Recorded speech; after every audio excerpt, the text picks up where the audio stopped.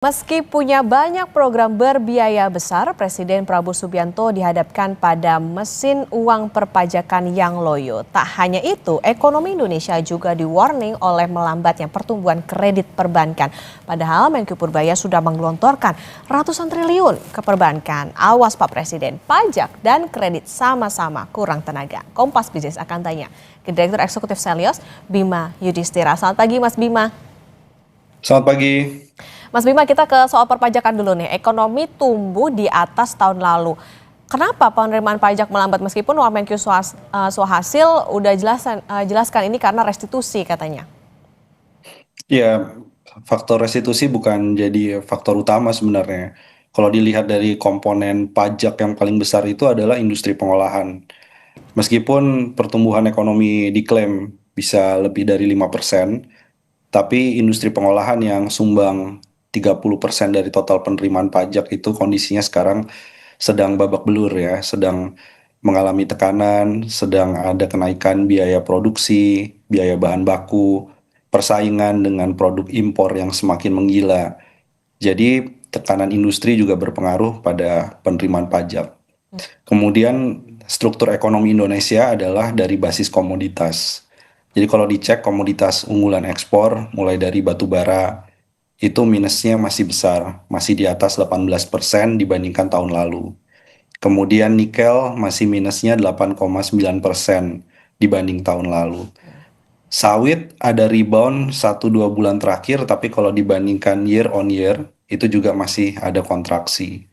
Jadi komoditas ini belum bisa menjadi andalan dalam mendorong dari sisi penerimaan pajak maupun PNBP. Ada Cortex juga, Mbak. Jangan lupa yang sudah dijanjikan sebenarnya oleh Pak Purbaya akan dibenahi, tapi sebenarnya butuh waktu ya untuk melakukan evaluasi total terhadap Cortex. Jadi yang diharapkan pada awal tahun 2025 Cortex itu bisa ngangkat kepatuhan tax compliant dari sisi pajak, tapi ternyata Cortexnya nggak bisa terlalu banyak diharapkan. Kemudian juga ada quick win yang diharapkan dari sisi penegakan aturan korupsi pajak. Tapi kan ini butuh proses ya. Meskipun kita apresiasi Pak Purbaya soal pencekalan Dirjen Pajak sebelumnya, kemudian pengusaha-pengusaha yang terkait ya dengan manipulasi pelaporan pajak, khususnya pada periode tax amnesty. Tapi untuk menjadi uang masuk ke kas negara, tentu ini semua butuh waktu. Harapannya bisa cepat selesai prosesnya, 2026 itu bisa menutup shortfall pajak. Nah, jadi dengan kondisi yang ada sekarang, estimasi untuk shortfall penerimaan pajak itu bisa 250 triliun sampai 300 triliun rupiah sampai akhir tahun 2025 ini. Oke, berarti artinya restitusi ini bukan satu-satunya penyebab, tapi tadi soal bagaimana adanya tekanan industri dan lain sebagainya. Mas Bima, dalam 2 bulan, ini kan pemerintah harus ngumpulin 700 triliun lebih untuk mencapai target. Apa resikonya kalau gagal? Konteksnya pembiayaan program Presiden Prabowo kan juga berbiaya besar nih, ada banyak program-program prioritasnya. Ya ini kalau sampai gagal dan pasti akan ada shortfall ya. Shortfall kan artinya gagal mencapai target penerimaan pajak, maka konsekuensinya adalah utang. Tadi dijelaskan oleh Mbak Okta juga bahwa kalau utang pun juga nggak mudah hari ini. Karena spread ataupun selisih dari SBN misalnya dengan surat utang dari Amerika Serikat, spread atau selisih imbal hasilnya juga relatif sempit. Kemudian kalau kita lihat ya dari sisi utang, itu juga terjadi undersubscribe. Jadi setiap kali ada penerbitan utang atau SBN baru, tidak seperti sebelumnya oversubscribe. Jadi ini jadi salah satu tantangan. Sementara kalau dilihat ada yang nggak matching antara shortfall penerimaan pajak yang cukup besar diproyeksi, tapi di sisi yang lain defisit APBN-nya masih jauh tuh dari target APBN atau asumsi APBN. Ini artinya apa? Ini artinya memang yang direm sekarang ini adalah dari sisi belanja. Maka efisiensi anggaran meskipun sudah dipacu untuk melakukan realisasi lebih cepat pada 2025 sisa tahun ini, tapi tetap saja untuk realisasi dari sisi belanja ini proyeksinya yang akan ditekan dan efisiensi untuk tahun 2026 ini dipastikan akan berlanjut bahkan angkanya jauh lebih besar dibandingkan 2025. Oke, ini jadi catatan nih, hati-hati karena utangnya bisa makin menguat kalau terjadi shortfall pajak itu tadi. Mas Bima, kita ke angka defisit APBN per Oktober, realisasinya 479,7 triliun, 2,02% PDB, dan sebetulnya masih rendah dari outlook APBN yang 2,78. Pertanyaannya kok bisa sih defisit angkanya terjaga meskipun itu tadi kondisinya banyak program berbiaya tinggi, penerimaan pajaknya juga loyo, mungkinkah kondisi seperti ini? Ya, biaya tinggi dari belanja pemerintah harus dicek dari mana sumbernya. Jadi kalau biaya tinggi untuk makan bergizi gratis, ternyata 71 triliun itu mengambil dari dana-dana transfer daerah yang dipangkas sepanjang 2025. Kemudian alokasi anggaran untuk sekolah rakyat itu juga mengambil dana pendidikan yang sudah dialokasikan sebelumnya. Jadi kalau dilihat ini hanya utak-atik dari hasil efisiensi anggaran. Yang dikorbankan adalah realisasi anggaran di daerahnya itu akan sangat rendah. Jadi tanpa meningkatkan penerimaan pajak, bisa nggak defisit terjaga? Jawabannya adalah bisa, tapi yang harus dikalkulasi MBG ini merugikan atau mengambil program apa yang sebenarnya program esensial pelayanan publik, pendidikan, kesehatan, yang sebenarnya punya dampak berganda ekonomi lebih besar daripada makan bergizi gratis.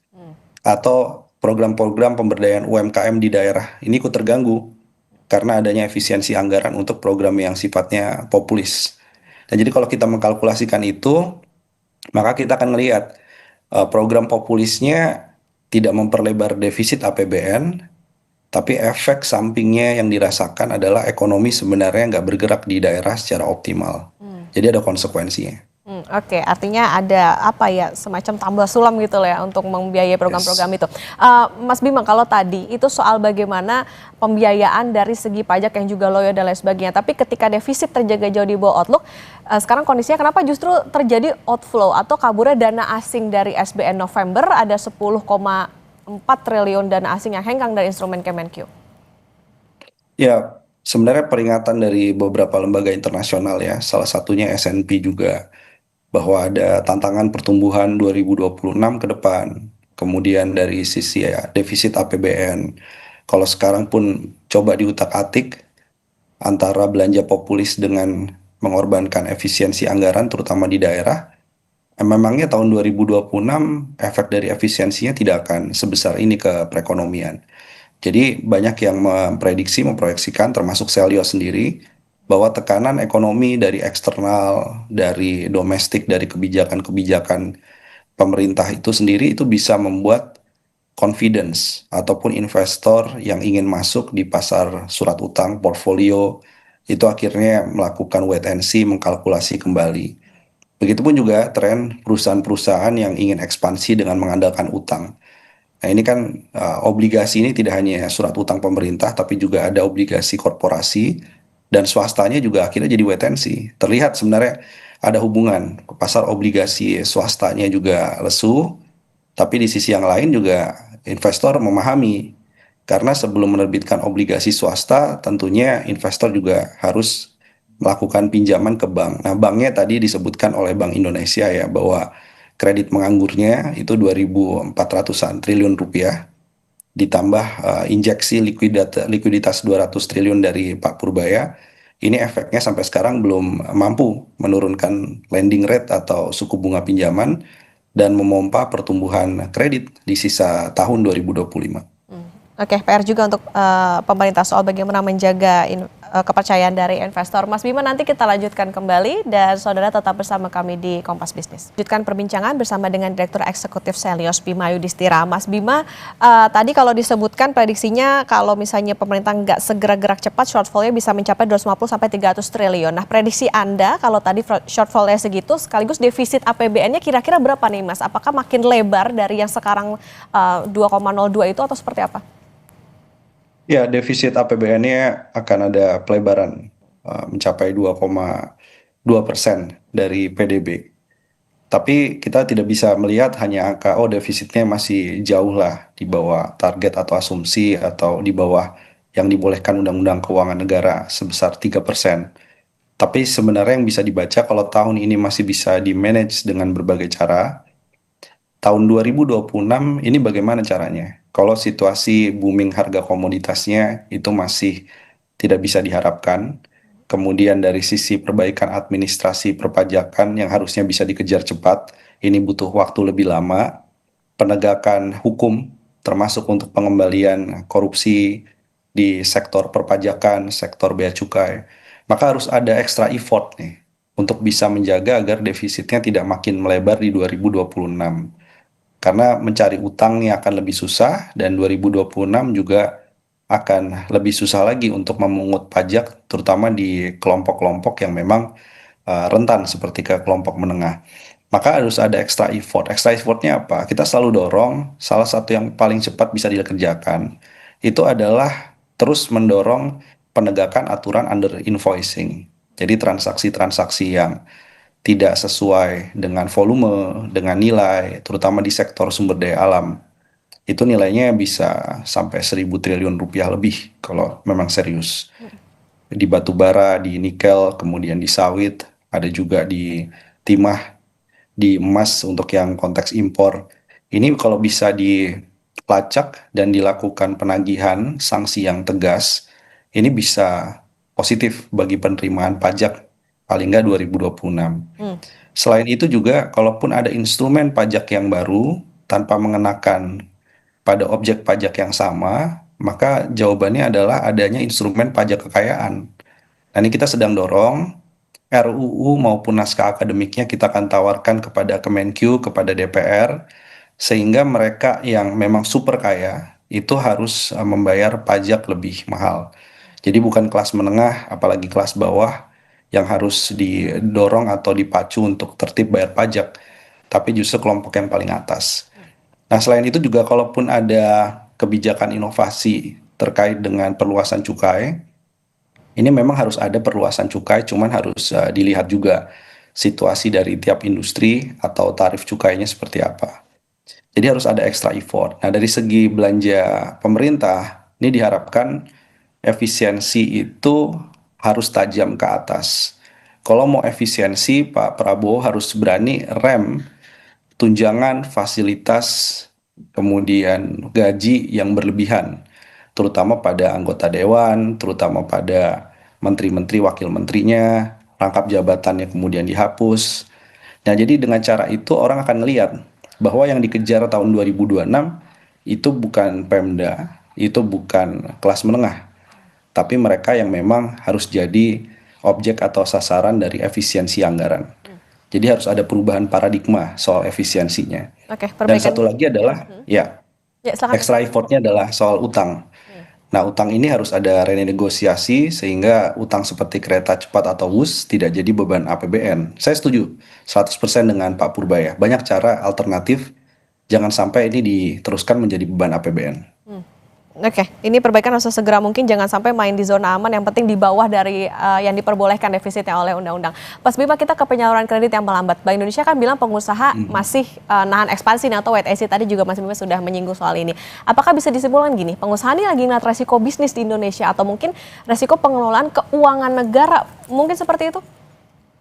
Ya, salah satunya juga melihat itu dan melihat permintaan tahun depan gimana sih. Karena apalagi 200 triliun rupiah injeksi ke Bank Himbara atau Bank BUMN itu belum mampu juga menurunkan suku bunga pinjaman secara signifikan. Jadi kita monitor terus, mulai dari pencairan yang diklaim ya oleh Bank Himbara itu sudah 100%, ada yang 80% lebih, tapi nggak bergerak signifikan penurunan dari lending rate-nya, terutama pinjaman terkait dengan modal kerja dan terkait dengan belanja investasi di perusahaan-perusahaan atau debitur itu suku bunganya relatif flat gitu. Artinya apa? Artinya pengusaha akan melihat ini masalahnya bukan kelebihan likuiditas nih. Masalahnya adalah gimana menyalurkannya. Jadi jangan tambah lagi likuiditasnya. Karena kalau yang terjadi ada tambahan terus likuiditas dari SAL pindah kepada bank BUMN, ini belum tentu memompa pertumbuhan kredit. Dan ini yang disebut sebagai dorman ekonomi sebenarnya. Jadi pengusaha juga ngelihat sekarang ini uang banyak sekali di bank. Ada kredit yang tidak dicairkan, ada likuiditas yang berlebih, tapi kami nggak confidence untuk mengambil itu karena demand-nya belum terdorong. Jadi Pak Purbaya harus merubah paradigma, Bank Indonesia juga harus merubah, OJK. Paradigma yang sebelumnya adalah dorman ekonomi, dari dorongan sisi supply atau pasokan uang, itu menjadi demand ekonomi. Jadi entrepreneurship-nya, efisiensinya harus dikelola, jangan sampai kena kepada permintaan di banyak daerah. Itu menggeser paradigma, itu yang harus segera dilakukan nih. Kalau nggak, percuma. Ada tambahan likuiditas terus diinjeksi, suku bunganya nggak turun. Yang terjadi justru suku bunga depositonya yang turun, bukan suku bunga kredit atau pinjamannya. Yang membuat banyak yang nggak tertarik untuk menaruh uang di Indonesia.